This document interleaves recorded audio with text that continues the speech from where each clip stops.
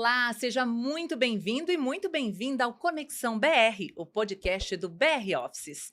O BR Offices oferece espaços de trabalho modernos e flexíveis, com escritórios privativos, personalizados, salas de reuniões equipadas e ambientes de trabalho premium em localizações estratégicas de Brasília e Goiânia. Neste episódio especial em alusão ao Dia Internacional da Mulher, gravado diretamente dos estúdios da FlexCast Studios, onde ideias ganham voz e se transformam em conteúdo, queremos promover uma reflexão inspiradora sobre o papel da mulher na sociedade e nas instituições, destacando trajetórias que unem sensibilidade, liderança e excelência profissional. Hoje vamos falar sobre empreendedorismo, identidade e inovação no campo, com uma mulher que vem ajudando a consolidar o Cerrado como território de vinhos premiados. Recebemos Renata Sanches, empreendedora e vitivinicultora à frente da Marquese Vinhos e Vinhedos, com premiações nacionais e internacionais, e integrante do movimento que fortalece a vitivinicultura no Distrito Federal. Renata, seja muito bem-vinda ao Conexão BR e eu queria que você já começasse falando um pouquinho sobre como foi essa sua jornada aí no mundo do vinho, né? Como que iniciou essa jornada? Primeiro agradeço o convite, Roberta, obrigada, viu? Eu comecei há algum tempo atrás, né? Meu marido vem de família italiana, né? Então o vinho faz parte da mesa nossa, né? Do dia a dia. E comecei com espumante, né? E viagens, nossas viagens sempre foram enogastronômicas, né? A gente busca um destino que tenha roteiro, que sempre tem inserido nesse contexto o vinho e a gastronomia. E a gente acabou se apaixonando por esse mundo. O bisavô do meu marido, né, que é o caso são imigrantes italianos, quando ele veio da região de Pederoba, na Itália, no norte da Itália, ele trouxe no navio uma mudinha de uva, né? E aí ele plantou, ajudou a plantar no Rio Grande do Sul, na Serra Gaúcha, os primeiros pés de uva. Só que eram aqueles vinhos coloniais, né? Aqueles vinhos que os italianos faziam e tudo mais. E existia essa tradição já na família. Aí, quando a família veio para Brasília, no final dos anos 70, acabou que esse plantio, esse sonho de produzir o vinho, ficou por lá, pelo Rio Grande do Sul. Então, quando eles chegam em Brasília, eles vieram para convite do secretário de Agricultura na época, para desenvolver o Polo Verde da região do PADEF, muito mais focado em produzir grãos aqui no Cerrado, então soja, trigo, milho, né? E aí então eu digo que a Marquese ela não começou como a Marquese Vinhos e Vinhedos, né, nossa vinícola, não começou como negócio, começou como tradição familiar mesmo, uma coisa cultural. E acabou que o sonho de produzir, de voltar a produzir um vinho, né, aqui na nossa cidade, e de produzir isso em família, se tornou muito forte. E aí nós nos reunimos com um grupo de amigos que também vieram, os pais vieram na mesma época para Brasília, que também são gaúchos, que é ali a região ali do PADEF, e a gente, os loucos, né, a gente acaba brincando que a gente fala que são os loucos, resolvemos produzir vinhos no Cerrado aqui do Distrito Federal. É o que eu ia falar, né? A vitivinicultura, ela é muito nova ainda, né? Aqui no Cerrado. Eu queria que você comentasse um pouquinho sobre os principais desafios, né? Como você disse, no Sul, né? Já é uma tradição, enfim, mas produzir vinho no Cerrado é uma coisa nova, né? Super novo, né? Já tinha algumas tentativas, tinha alguns outros produtores aqui na região, principalmente ali em Planaltina, que tentaram produzir. Só que eles produziam na viticultura tradicional. O que é isso, viticultura tradicional? É a colheita no verão. Só que o que acontece aqui na nossa época, aqui na nossa região, no verão? Chove muito, né? Janeiro, fevereiro, aqui é só chuva. Então, nunca se teve uva de qualidade para se fazer vinhos de qualidade. Porque a chuva, quando você está na época que você vai colher a uva é uma esponjinha. Então, quando está chovendo, ela fica uma uva que não tem tanta qualidade, ela fica mais aguadinha, vamos falar assim, um termo mais popular, né? Ela fica meio aguadinha, não dá vinhos de grande qualidade. Então, quando se vem a questão, né, a descoberta da técnica da dupla poda, que foi desenvolvida pelo Murilo Regina, na IPAMIG, em Minas Gerais, que ele fez um estudo na França, foi fazer um doutorado na França e acabou adaptando. Ele observou que lá na França, no período que colhe na França, é o período nosso aqui de inverno no Centro-Oeste. Então, o que acontece? São dias quentes e noites frias. e que isso propicia assim uma sanidade na uva maravilhosa, faz com que que essa uva ela tenha uma maturação plena. Que isso quer dizer que é importante? Porque com essa maturação plena, ele vai ter muitos polifenóis, açúcares, que vai dar a cor do vinho, vai dar a estrutura do vinho, vai dar a parte aromática do vinho.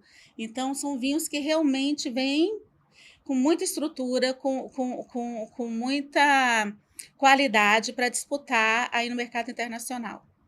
Agora a Marquese, assim, ela já conquistou premiações aí internacionais, né? Sim, sim. E eu queria que você falasse um pouco sobre isso, né? Como é que é para vocês se verem reconhecidos internacionalmente? Eu acho que a premiação é mais do que, não é um prêmio em si, mais do que isso é o reconhecimento de um trabalho, né? De um trabalho que a gente vem desenvolvendo há algum tempo. Os primeiros vinhedos na nossa região foram implantados em 2018, o nosso da Marquese, a implantação foi em 2020. E aí eu quis, quando a gente falou um pouquinho de como tudo começou, que eu quis fazer questão de falar da questão da agricultura aqui da região, é importante por quê? Porque essa região aqui é muito tecnificada para poder produzir esses grãos no Cerrado. Então, a gente usou muito dessa tecnologia, muito desses estudos iniciais que foram para produzir grãos, para a gente poder fazer essa adaptação da vitivinicultura aqui no Distrito Federal. Então, nós temos aqui muita parte técnica, né? Tecnologia como irrigação a gente usa por gotejamento, né? Então a gente controla o estresse hídrico da planta. A gente usa a questão da dupla poda, que vem que foi uma outra tecnologia que também que nos possibilitou tirar a colheita do inverno e trazer essa colheita da colheita no verão e trazer essa colheita para o inverno, né? Aonde não chove, onde a gente tem, o ano passado, foram mais de se não me engano, 184 dias, 194 dias sem chuva no Distrito Federal. Então, você vê, então a gente consegue desenvolver uma uva de grande qualidade com com essa tecnologia. E o maior desafio, eu acho que é uma região que não tem tradição nenhuma nessa questão do vinho, a gente abrir, né? A gente fala que o Distrito Federal, aqui a região aqui do Cerrado, que a gente está chamando essa região aqui, maior do que o Distrito Federal, né? Chama-se Cerrado de Altitude, que a gente chama. A gente está quase 1.000 metros de altitude, 1.000 metros de altitude, então Cerrado de Altitude. Trazer um novo negócio, né? Um novo conceito, uma nova possibilidade de produção numa área que antes ninguém imaginava que poderia se plantar absolutamente nada, muito menos uva, né? E eu gosto de brincar, gosto de dizer que Dom Bosco, na sua profecia, falou que aqui ia jorrar mel e leite, né? Foi a profecia de Dom Bosco. Aí a gente dá uma completada, agora vai jorrar vinho também, né? Eu acho que é interessante essa questão de pegar um lugar que nunca se imaginou. Você vai no mundo afora, na Europa e outros lugares, você fala assim, não, no Brasil, lá no Distrito Federal, eles estão produzindo vinhos de dupla poda. Eles falam assim, dupla poda? Mas o que é dupla poda, né? Aí a gente fala, não, a gente tira a colheita do verão e traz para o inverno. Vocês estão colhendo no inverno? Tipo assim, todo mundo regala o olho, é uma coisa muito nova, uma coisa assim, que a gente está aprendendo. Talvez o desafio seja esse, a gente não ter ainda uma cartilha que faz, isso aqui dá certo, isso aqui dá errado, faz desse jeito, né? Então, nós estamos construindo essa cartilha agora, né? Com erros e acertos. A gente tem buscado muito estudo, muita consultorias, muitas... como é que eu posso dizer assim? Entender o nosso solo, entender o nosso clima, para poder adaptar essa vitivinicultura para a nossa área, para o nosso terroir, né? Agora tá jorrando vinho de qualidade, né? Muito. Aí você estava falando da premiação, né? Que eu acabei não falando das premiações. Então, a premiação, eu acho que é a coroação desse trabalho que nós estamos fazendo. É um mérito, né? É um mérito do nosso trabalho, o reconhecimento do que nós estamos fazendo aqui na nossa região. Aí eu fiquei muito feliz, eu quero, tipo assim, o nosso Syrah Premium, que é o Syrah 100%, ele foi para concurso na França, na Vinali, na França. Ele foi o vinho mais pontuado do Brasil na França. Foi 95 pontos, grande medalha de ouro, foram 2 medalhas de ouro, Gran Ouro, que eles chamam lá na França. Então, tipo assim, saber que o nosso vinho, primeira produção, um vinhedo de 2 anos, tipo, já está produzindo vinhos que têm chamado a atenção na França, né? Agora, recentemente, o nosso Sauvignon Blanc também foi premiado na Itália. A gente teve também o Syrah Premium na Decanter, em Londres, também premiado, fora todas as premiações que a gente tem recebido aqui no Brasil também. Mas eu quero reforçar que essas premiações só coroam o trabalho que nós estamos fazendo e mostrando que nosso vinho tem qualidade. Como a gente é uma região nova, essas premiações, eles acabam abrindo a mente dos consumidores, né? Tipo assim, nossa, eu vou experimentar esse vinho, porque se outras pessoas fora do Brasil estão gostando, né? O brasileiro tem um pouco disso ainda, né? Então, eu quero experimentar esse vinho. É mais ou menos isso. E assim, e a gente fica pensando, né? Como que mantém esse padrão de qualidade, ainda mais com um consumidor que está ficando cada vez mais exigente, né? Nesse Graças mundo a dos Deus. vinhos. Eu digo graças a Deus, porque a gente está criando uma cultura no Brasil agora, né? A gente está falando de países como o Velho Mundo, em que a cultura do vinho é milenar, né? A gente está falando aqui no vinho do Brasil, que tem um pouco mais de 30 anos, né? 30, 40 anos, e que em Brasília é muito menos do que isso, né? E a gente precisa realmente fazer com que as pessoas conheçam mais. Eu acho que o maior desafio nosso é a educação, é educar o público, educar o nosso cliente, educar o nosso povo para o nosso vinho, para o vinho brasileiro. Agora, eu acho assim que, para além, né, da produção de vinhos, vinhos aí, como nós falamos, premiados de qualidade, né, movimenta toda uma rede ao entorno, né, Sim. ali, porque aí, junto com o vinho, vem a produção artesanal de vários outros produtos que também estão sendo reconhecidos aí junto com... Então, o vinho, ele traz esse conjunto junto com ele, né? Eu acho que ele seria o carro-chefe, seria a locomotiva desse trem, vamos colocar, né, assim. O enoturismo tem isso, né? O que é o enoturismo? O enoturismo não é só a questão de você visitar uma vinícola, é um ecossistema todo complexo que envolve a você fazer experiências no vinhedo e na própria vinícola. Então, nós utilizamos não só a Marquese, como a própria Vinícola Brasília, mão de obra local. Então, a gente está dando capacitação, treinamento, né? Então, a gente está querendo que as pessoas que estão em torno da gente cresçam junto com a gente também. Estamos gerando emprego, estamos gerando conhecimento, né? E mostrando que Brasília, eu acho que é o mais importante, tem muito mais do que só a parte política, né?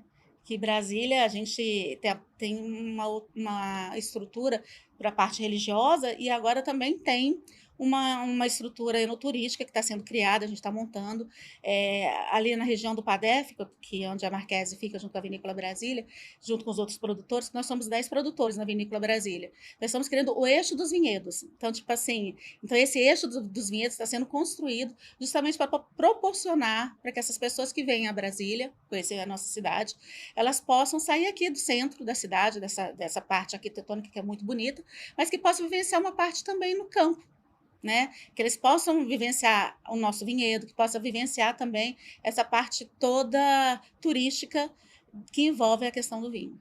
E que nós sempre, assim, sempre foi um motivo de reclamação, né, do brasiliense, de quem vem visitar Brasília, né, de ter realmente outros atrativos, né, e hoje a gente tem, né, com o enoturismo crescendo aqui na região, próxima, então assim, agora eu quero que você fale uma coisa pra gente, Renato, o que que diferencia um vinho premiado de um vinho comum? Bem, eu vou dizer assim, o vinho premiado, talvez, ele abra mais as portas para o consumidor, né? Do que um vinho mais que não tenha tido ainda esse reconhecimento, né? Mas eu acredito que de uma certa forma, a diferença maior seja na questão da possibilidade desse produtor poder expor o vinho dele, né? Nem todos têm, infelizmente. Mas nós que estamos tendo essa oportunidade, a gente está trazendo uma lupa para essa nossa região, né? Então, tipo assim, quando você começa nesses concursos internacionais, ou mesmo no Brasil, começa a aparecer e ter grandes premiações e ter notas boas, os vinhos de Brasília, ela começa a surgir o Cerrado no mapa da vitivinicultura. Então, nós queremos a consolidação dessa área, desse terroir nosso aqui, né? Então, eu acho que esse seja o diferencial de um vinho comum para um vinho premiado, de possibilitar essa abertura, de mostrar a nossa região, que é a mais nova fronteira vitivinícola, né? E que futuramente a gente consiga consolidar essa área nessa denominação de origem, nessa região que a gente está chamando de Cerrado de Altitude. Agora você falou, né? Vocês fazem parte ali da Vinícola Brasília. Eu queria que você falasse um pouquinho sobre a importância, né, da união desses produtores, Ah, que foi a partir daí que tudo começou a ganhar mais notoriedade, né? sim, eu digo que a nossa força é a nossa união. Porque se fosse só um produtor, talvez a gente não tivesse tanta visibilidade como nós estamos tendo com os 10 que se uniram para formar uma vinícola. Porque cada um poderia ter feito uma vinícola pequenininha na sua fazenda, no seu quintal, né? Mas não seria uma estrutura que a gente fez como a Vinícola Brasília. E é incrível, a maioria das pessoas que até moradores de Brasília, que vão visitar a Vinícola Brasília quando chega lá, eles ficam assim, eu não imaginei que existisse uma vinícola desse tamanho aqui na nossa cidade. É incrível ver essa surpresa no olhar das pessoas, você entendeu? E isso só foi possível por causa da nossa união, porque além da gente conseguir dar um presente para a nossa cidade, como a gente deu, que a gente inaugurou no dia do aniversário da nossa cidade, né, no 21 de abril, a gente conseguiu também compartilhar conhecimento, tecnologia, né? Todos nós vinificamos na Vinícola Brasília, a gente tem os vinhos da própria vinícola e tem os vinhos de cada um desses 10 sócios. Então, a gente compartilha tudo, compartilha conhecimento, equipamento, os erros e acertos, né? A chance da gente errar acaba sendo menor porque tem 10 para pensar, né? Então, tipo assim, e a visibilidade que deu por ser um grupo de 10 foi muito maior do que se fosse só um, com certeza. Agora, quando a gente fala de grupo, de união, e a gente aqui num programa, né, numa edição especial em comemoração ao Dia Internacional da Mulher, trazendo uma mulher que tem, assim, sendo representação para outras, né, num universo que até então era predominantemente masculino, né? Como que é também ali, como funciona isso, né? Mulheres e homens todos unidos, ou você ainda sente que tem alguma resistência por parte dos homens em relação à presença de mulheres nesse setor? Acho que em qualquer setor, não só na vitivinicultura ou mesmo no enoturismo, né? A gente talvez estivesse um pouco mais focada na hospitalidade, para receber, né? Na comunicação, de repente, que a gente é mais comunicadora do que o homem, né? Mas a gente está tomando espaço cada vez mais, eu fico muito feliz. Além de ser produtora, eu sou sommelier e sou também estudante de enologia, né? E estou aprendendo para poder tomar espaço realmente. Então, eu digo assim, se eu vou trabalhar, se eu vou construir uma empresa, estou empreendendo numa área, eu preciso conhecer essa área. E eu acho que a mulher acaba sendo muito mais estudiosa do que o homem. Então, eu acho que através do conhecimento, nós mulheres, em qualquer setor, nós estamos cada vez mais tomando espaço. E eu acho isso muito importante, porque o nosso olhar é um olhar amplo, né? Um olhar do todo. A gente tem um olhar mais cuidadoso com tudo, né? E como que você vê, né, essa questão do crescimento da liderança feminina nesse mercado, nesse setor de vinhos? Como é que você tem visto, já que vocês estão percorrendo aí o mundo inteiro, né, Sim. com esses vinhos premiados? Que cada vez tem crescido mais. Cada vez a gente tem conhecido novas enólogas, novas sommeliers, né? E isso, e novas consumidoras também. Acho que a gente também tem que falar da consumidora também, né?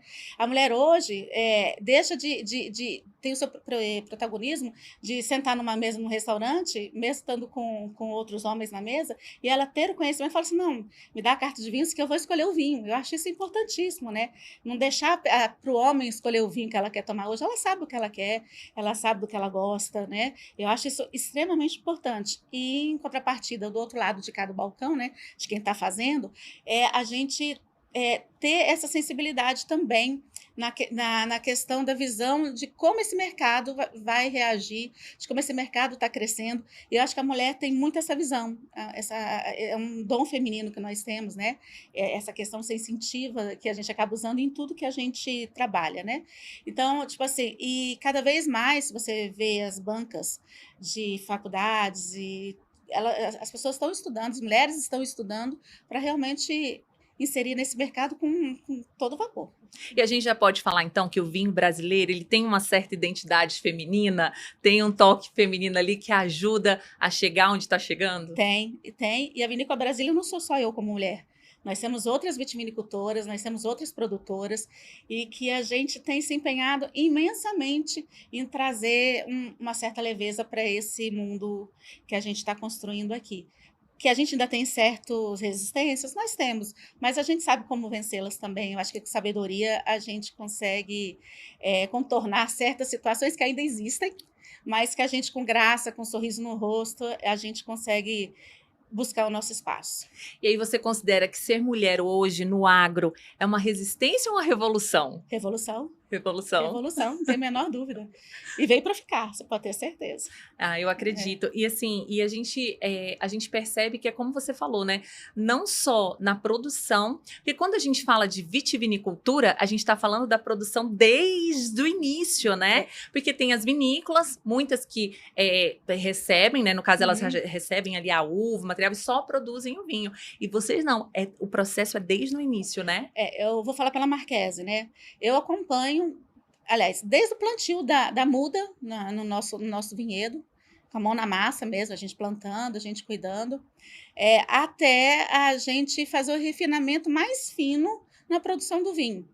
Então, tipo assim, não estou só falando, quando eu falei, a mulher às vezes era focada na questão da hospitalidade, da comunicação, mas hoje a gente está na tomada de decisão. Eu acho que a decisão de que estilo de vinho nós vamos fazer, em que garrafa nós vamos colocar, entendeu? Que público que a gente quer atingir, qual o nosso cliente, né? Qual o nosso público que a gente quer que o nosso vinho chegue, né? Então, acho que todas essas tomadas de decisões nós estamos participando de todas. Eu acho isso muito importante. Eu acho que nós, mulheres, temos que realmente tomar posse do nosso poder, né? E não ficar uma escondida ou, às vezes, até algumas acanhadas, né? A gente tem que tomar posse desse nosso poder, que nós somos poderosas. Com certeza. Agora, você acha que esse empreender, né, de forma colaborativa, ele muda a mentalidade do negócio? Como você falou ali, né, a união faz a força. Você acha que traz uma nova mentalidade? Total, total. A gente não se vê como concorrente, né? Eu acho que a melhor parte é essa, de não se ver, nós, os 10 sócios da vinícola, não se vê como concorrente, mas a gente se completa, a gente se ajuda e a gente entra em questão de colaborar um com o outro mesmo, eu te falei, de compartilhar conhecimento, compartilhar equipamento, compartilhar dores, acertos, né? Então, tipo, a gente não se vê como concorrente. Eu acho que o principal disso tudo é de não se ver um concorrente do outro.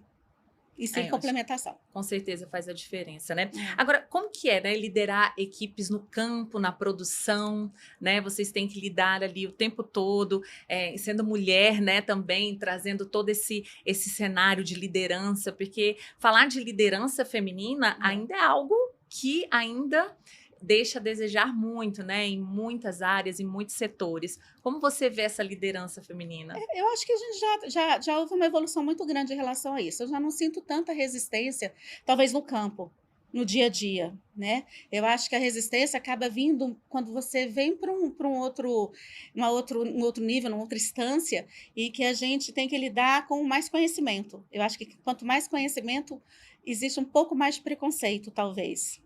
E como que você aí já está enxergando, né, o futuro do vinho no Brasil? Porque a gente está vendo que está só crescendo, né? Eu acho que a gente vai conseguir alcançar resultados incríveis.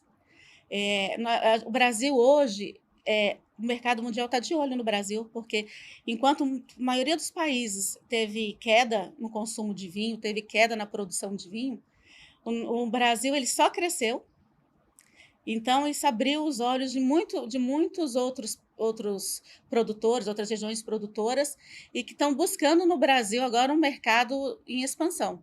E esse também é um dos gargalos, talvez um dos desafios que nós enfrentamos também, porque é a concorrência com esses vinhos que vão vir de fora, que vêm com rótulos, né, que já vêm com nome, que já vêm com certo prestígio. A gente ter que trabalhar muito para a gente poder estar de igual para igual e mostrar que o nosso vinho é tão competitivo quanto o vinho lá fora. É isso que eu ia te perguntar, né? Com esse fortalecimento do setor, né? Como é que fica? Como é que está esse impacto nas vinícolas, né, brasileiras? A gente tem que se esforçar para entregar um produto de alta qualidade, você pode ter certeza disso. Eu não acho ruim a concorrência. Eu só acho desleal, talvez, um pouco, a forma como esses vinhos entram no Brasil, mas acho que isso é uma outra pauta para outro momento, porque muitos desses vinhos vão entrar com acordos internacionais que não pagam impostos, né, que não paga metade do que a gente paga sendo produtor no Brasil. Então, a gente já começa essa concorrência com esses vinhos de fora, realmente uma certa desvantagem, desvantagem né? total. Porque aqui a gente paga um imposto muito alto, e eles entram, às vezes, até sem pagar imposto. Então, tipo assim, acho que isso é uma outra pauta, por um outro momento, né? Mas já Para a é uma gente poder. preocupação, Sim, é né? uma preocupação e que a gente tem trabalhado bastidores, trabalhado aí a parte política, trabalhado algumas coisas que a gente tem que reforçar o nosso setor produtivo aqui no Brasil. Agora, o que eu vejo, assim, como apreciadora, né? Eu vou falar agora como Aham. apreciadora que tenho visitado e, assim, tenho achado incrível a gente ter oportunidade de ter esses locais para a gente conhecer mais. Esses passeios, eles são ricos, né? Não só por você poder degustar ali vinhos maravilhosos, mas rico em história, em cultura, né? Então, Sim. eu acho que vai além, né? Vai além. E tudo isso traz também ali o sabor, né? Fortalece o sabor do vinho, porque a produção hoje, aqui em Brasília, ela não é uma produção que você possa trazer preços muitas vezes mais Competitivos. acessíveis, mais competitivos. Como é que está hoje esse cenário de produção? Até porque o nosso sistema de produção é diferente do mundo inteiro, como eu falei no início, né? Então, tipo aqui, o nosso custo de produção, ele é maior realmente. Porque tanto no sul como na Europa, a videira, ela entra durante 3, 4, 5 meses em dormência, em que ela não dá trabalho nenhum para o produtor. Aqui, a nossa planta, ela está vegetando o tempo todo, ela não tem dormência. Então, o nosso custo com mão de obra, às vezes é o dobro do que de outras regiões. Então, o nosso custo do nosso vinho aqui realmente é um custo mais alto. Mas em questão de qualidade, a gente está para a par, vamos colocar assim, e tem se destacado. E eu acho que o brasileiro e o consumidor, de uma forma geral, vai entender que o nosso produto é diferenciado. Nossa produção é menor, né?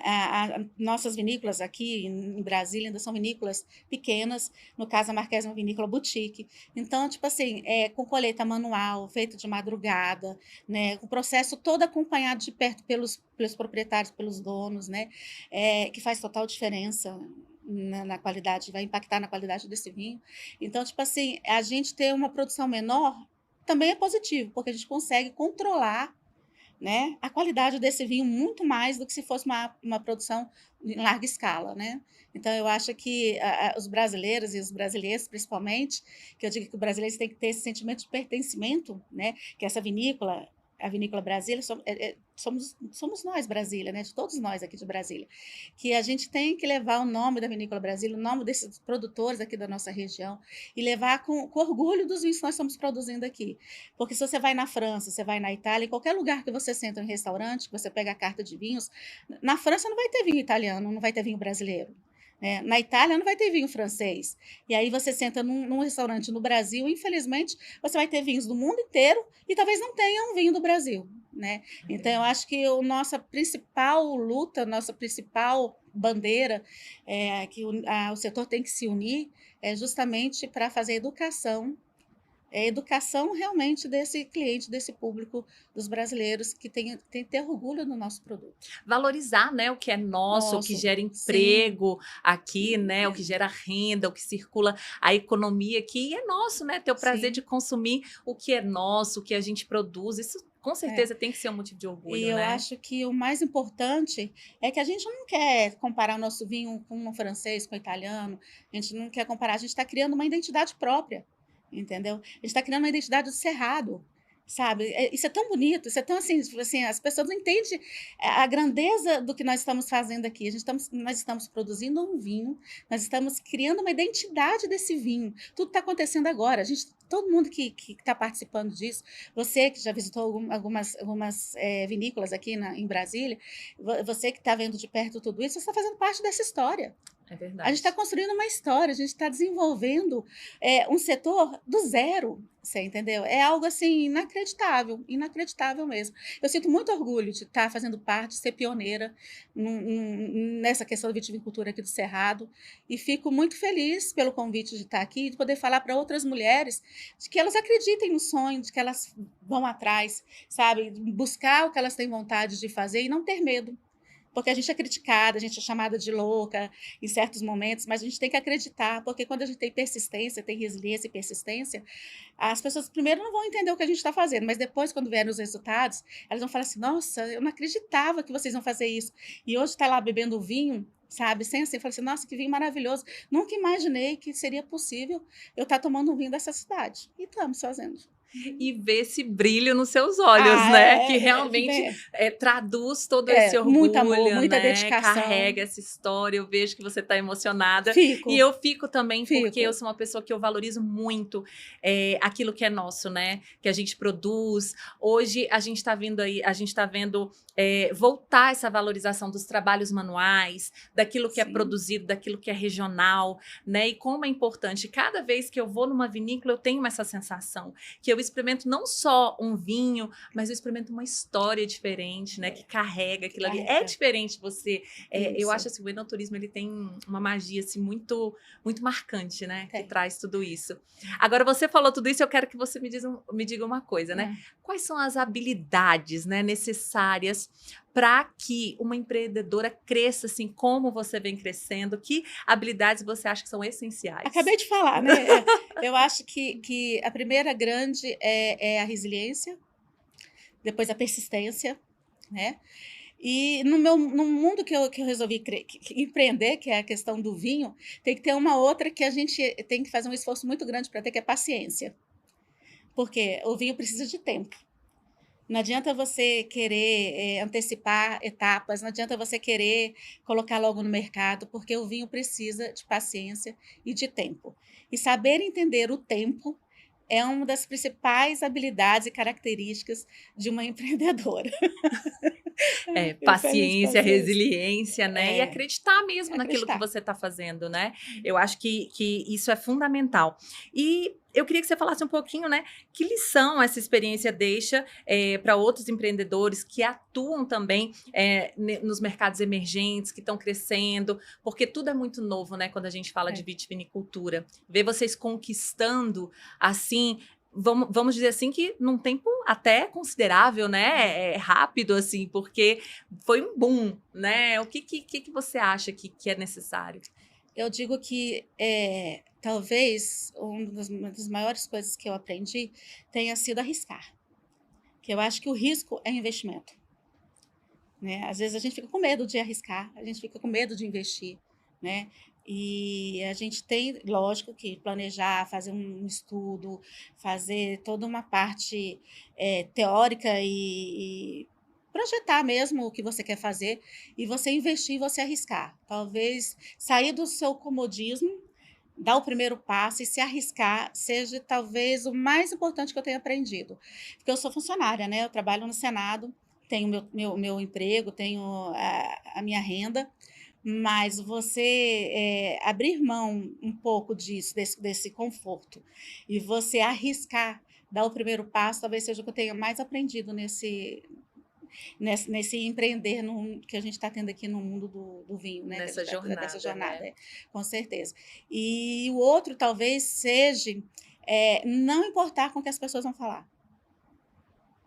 Foi talvez outro aprendizado que eu tive grande. Muita gente vem te incentivar, mas muita gente vem para te fazer você desistir. E você tem que ter foco, você tem que ter a certeza do que você está fazendo. Ainda mais no que vocês apostaram, né? Como assim? Plantar uva no Cerrado? Que investimento alto. E era um investimento alto, né? A gente não saberia se aqui daria bons vinhos ou não, né?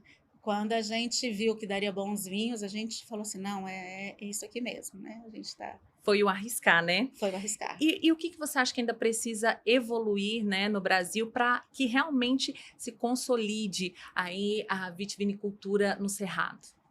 A legislação, o apoio para essa cadeia produtiva, principalmente na questão de tributações, né?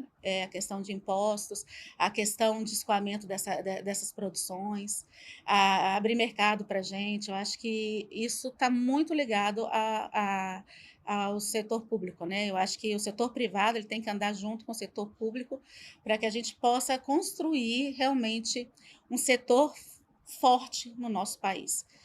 Sozinho a gente não faz nada, né? E que a gente precisa do apoio, porque a maioria dos produtores lá fora tem todo o apoio, toda a parte de sustentabilidade do negócio, né? Vamos colocar assim. Lá fora o vinho é alimento, tem uma carga tributária baixíssima, né? Tem incentivos para a produção, tem incentivos para exportar, tem incentivos em vários segmentos, vários setores, né, da produção, e a gente aqui precisa que o governo dê um pouco desse olhar para esse setor que está crescendo. Agora, onde que você enxerga as próximas oportunidades aí para crescimento da Marquese? Bem, a Marquese, a gente vai estar agora falando mais próximo, né? Início de abril, final de março, início de abril, a gente vai estar lançando nosso primeiro espumante de uvas produzidas aqui na nossa região. Olha, já temos É, novidade aí em primeira mão. isso, a gente vai estar lançando o nosso espumante de Chenin Blanc, que é uma casta francesa, muito conhecida no Vale do Loire, que é a região onde ela se deu melhor, né? Que se faz espumantes maravilhosos lá no Vale do Loire, são os cremansos do Vale do Loire, né? E a gente vai estar lançando o nosso primeiro espumante, um microlote dessa produção, são 600 garrafas apenas desse espumante. Levou mais de 1 ano e meio para ficar pronto. Você imagina que eu estou te falando de paciência, né? 1 ano e meio para poder ficar pronto o nosso primeiro espumante.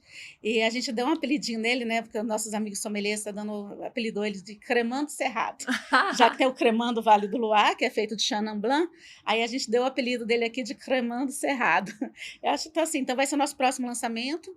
Nós também teremos também o lançamento de um nosso próximo vinho premium, junto com o Syrah, a gente vai ter o Cabernet Franc, né? E a gente tem grandes novidades vindo aí, com certeza, né? Então, eu acho que é prospectar esse mercado, prospectar essas novas produções e a gente conseguir conquistar ainda mais o mercado brasileiro, né? Agora, eu queria que você falasse uma coisa para a gente, né? Como vencer, né? Você já falou aqui sobre resiliência, paciência, sobre arriscar. Agora, como vencer esse medo de começar, né? A gente está falando aqui e com certeza você vai inspirar outras mulheres, né? Que talvez tenham aí algo que elas queiram investir, mas como vencer esse medo de começar? Eu acho que o principal é dar o primeiro passo, né? Eu fui estudar. Meu primeiro passo foi estudar.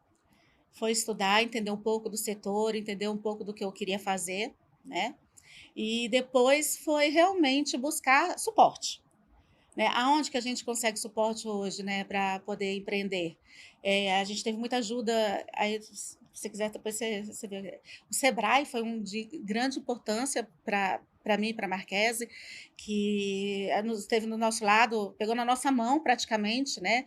Fez toda a parte de avaliação de negócio, fez toda a nossa logo foi feita por eles, a parte de presença digital, né? Então, a gente tem algumas entidades que dão esse suporte para a gente. E o brasileiro, às vezes, não tem esse conhecimento, né? Fora isso, é o que eu falei, é você ter foco, você ter persistência, você saber o que você quer fazer e ter a certeza de que você vai realizar, né? Produzir o primeiro vinho, eu tinha certeza que eu iria fazer. Certeza que seria um grande vinho? Não. E aí que vem, quando vem esses reconhecimentos, vem assim uma paz no coração, quando a gente recebe um feedback, alguém que comprou um vinho, que fala, nossa, que vinho maravilhoso, eu nunca tomei um vinho tão bom, ou que vai no nosso vinhedo, no turismo, né, e que chega lá, fica surpreendido, na nossa vinícola fica surpreendido. Eu acho que é a recompensa por todo o esforço e por tudo. Então, talvez a minha mensagem para essas pessoas que queiram empreender é que percam o medo, dê o primeiro passo, mas com base.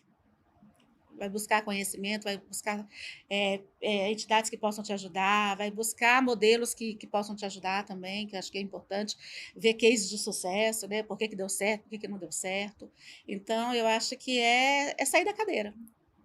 Né? Eu ia falar até uma frase meio assim, meio chula, né? Mas enfim, é levantar a bunda da cadeira, tipo assim, literalmente, levantar do sofá, levantar do sofá, entendeu? E ir atrás do seu sonho. Dos sonhos. É. Bom, infelizmente, nós já estamos chegando ao fim desse bate-papo aqui, que nós poderíamos passar horas aqui falando, né, sobre esse setor que tem crescido, que tem movimentado, né, e que tem nos dado muito orgulho, né, não só no nosso país, mas fora dele, e é muito bom falar sobre isso, né, poder realmente dar destaque a quem está fazendo, a quem está produzindo, né, aqui nesse país. E eu queria que só para encerrar você deixasse uma mensagem especial para esse Dia Internacional da Mulher, esse mês em que a gente comemora, né, as conquistas, as vitórias e também que a gente reflete um pouco sobre o que é ser mulher, né? Eu sou muito grata por ter nascido mulher. Eu acho que não existe coisa melhor do que ser mulher, ser mãe, né? Eu acho, a gente tem tantas facetas, né? Tantas possibilidades de ser feliz em várias áreas, né? Tipo assim, eu fico muito feliz, né? Mas eu quero deixar a mensagem de que, além de nós sermos mulheres, que a gente também tenha um pouco da força e que a gente acredite em nós mesmos, que a gente se apoie principalmente, que eu acho que falta união entre nós mulheres, que a gente possa deixar de lado algumas diferenças que nós mulheres temos com outras mulheres, que a gente possa se apoiar, que a gente possa se unir, porque eu acho que quando nós nos unirmos mais, vai ser tudo mais fácil para a gente. Então, tipo assim, talvez a minha mensagem seja de união entre nós mulheres, né? E aí, mediante isso, eu queria deixar aqui um convite, né? No próximo sábado, do Dia Internacional da Mulher, eu vou estar lá na Vinícola Brasília junto com as nossas outras sócias, recebendo vocês, mulheres, para um pôr do sol, para um sunset lá no nossa Vinícola Brasília, com música ao vivo, com um brunch incrível e com nossos vinhos. Então, venha visitar a gente, quiser conversar comigo pessoalmente um pouquinho, vou estar lá na Vinícola Brasília no próximo sábado, recebendo cada uma de vocês com muito carinho. No coração do Brasil, onde o cerrado encontra o céu, nasceu um sonho. Não daqueles sonhos distantes, mas de um sonho plantado com as próprias mãos, regado com fé, paciência e um profundo amor pela terra. É a história da família Marquese. Uma história que começa há muito tempo em Penderoba, na província de Treviso, região do Veneto, no norte da Itália, com Antônio Domênico, o bisavô dessa família, que atravessou o oceano com uma esperança no peito e o vinho na alma. Trouxe da terra natal o gosto pelo cultivo da uva e o respeito pelo tempo. O tempo da videira, o tempo da vida. Foi no Rio Grande do Sul que suas raízes tocaram o solo brasileiro pela primeira vez. Lá, entre parreirais, aprendeu que vinho não é apenas o que se bebe, é o que se partilha. É pão sobre a mesa, é memória engarrafada. Na década de 70, a família Marquese chegou a Brasília, capital da esperança, capital de JK, movidos por um sentimento que ultrapassava a razão. A crença em um lugar onde seria possível recomeçar, onde o impossível se tornava concreto. Foi aqui, em meio à vastidão do cerrado, que plantaram seus sonhos e ensinaram com um exemplo silencioso que é possível sonhar de novo e fazer florescer o impossível. Em 2020 foram plantadas as primeiras mudas. Com elas, plantado um novo capítulo da história. Sauvignon, Syrah, Cabernet, Primitivo, Chenin Blanc, cada variedade escolhida com propósito, cada parreira tratada como herança viva. Na Marquese, tudo tem alma. O M da marca envolve cachos de uva, folhas verdes, tons terrosos. Cada traço desenhado com sentido. Representa a conexão com a natureza, a busca pela excelência e, acima de tudo, o valor à família. E é com você, que está aqui, que essa história continua a ser escrita, porque cada taça compartilhada, cada emoção sentida, cada memória criada faz parte dessa jornada. E que os vinhos da Marquese sigam sendo, como desde sempre foram, servidos com pão e partilhados com quem se ama.